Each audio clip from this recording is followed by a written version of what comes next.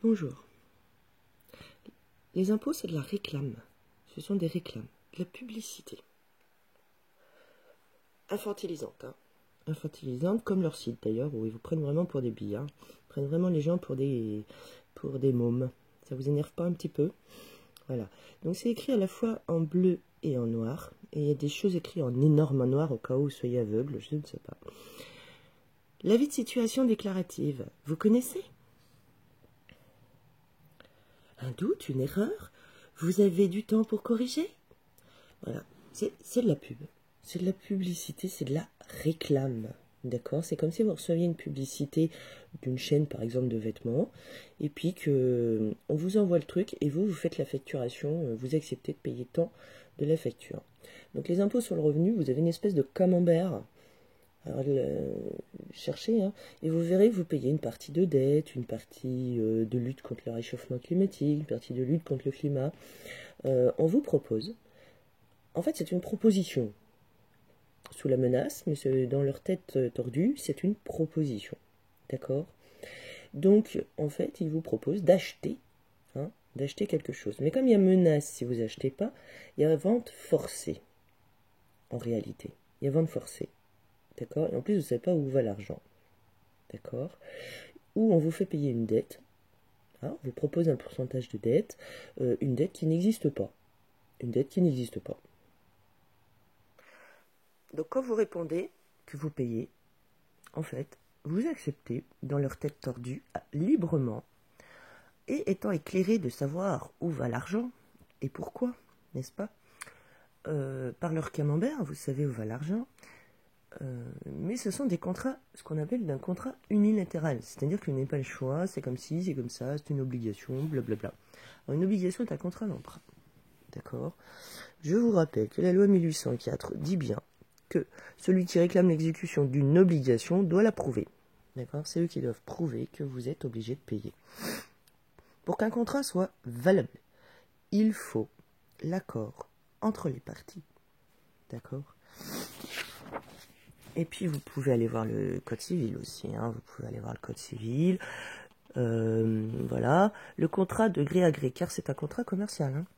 Le contrat de gré à gré est celui dont les stipulations sont librement négociées entre les parties. Contrat entre les personnes s'obligeant les unes envers les autres. D'accord? Les contrats doivent être négociés, formés et exécutés de bonne foi. Chacun est libre de contracter ou non, de choisir son contractant et de déterminer le contenu et la forme du contrat dans les limites fixées par la loi. La loi, c'est la loi fondamentale. Le silence ne vaut pas pour acceptation.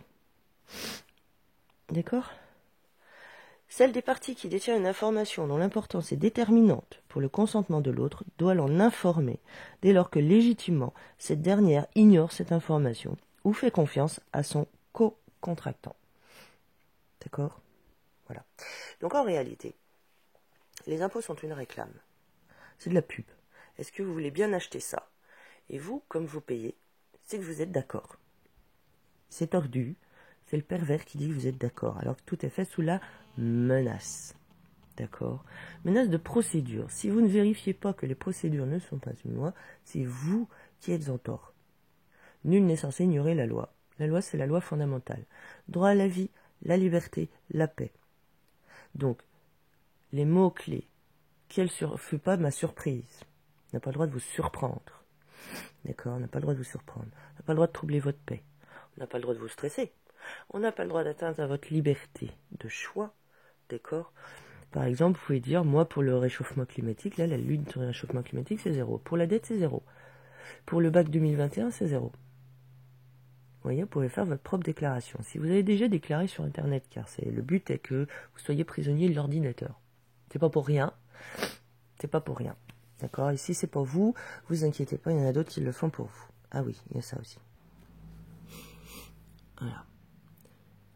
Vous aurez un avis de situation déclarative à l'impôt sur le revenu. Il vous permet de justifier des revenus et des charges auprès des organismes tiers. Banque, bailleur, administration. D'accord? Etc. etc. D'accord? Ça veut dire quoi ça? Ça veut dire centralisation. Ça veut dire que tous les autres, d'accord, vont vous demander des choses qui sont des faux et des usages de faux, et même de la force de vente. Mise en esclavage. Vous avez accepté d'être mis en esclavage, donc la banque, le bailleur, l'administration, blablabla. D'accord? Ça s'appelle la centralisation des pouvoirs. Hein. Donc les impôts sont une publicité. C'est une publicité. Infantilisante de plus en plus, hein, comme à la télé d'ailleurs. Hein. Vous pouvez voir que la télé, on nous prend pour des billes. Et c'est une pub qui vous propose d'acheter quelque chose. Soi-disant, vous propose librement, vous avez le libre choix. Hein. Bah oui. Donc pour tous ceux qui ont fait par Internet, qui ont accepté que ces individus donnent des instructions à leur banque, vous pouvez écrire à votre banque et dire finalement je retire mon consentement, qui était ni libre ni éclairé. Quoi que vous en disiez. Voilà. C'est pas parce qu'on vous donne le camembert, surtout qu'on vous le donne après. Maintenant, vous pouvez plus faire de commentaires. Avant, vous pouviez faire des commentaires.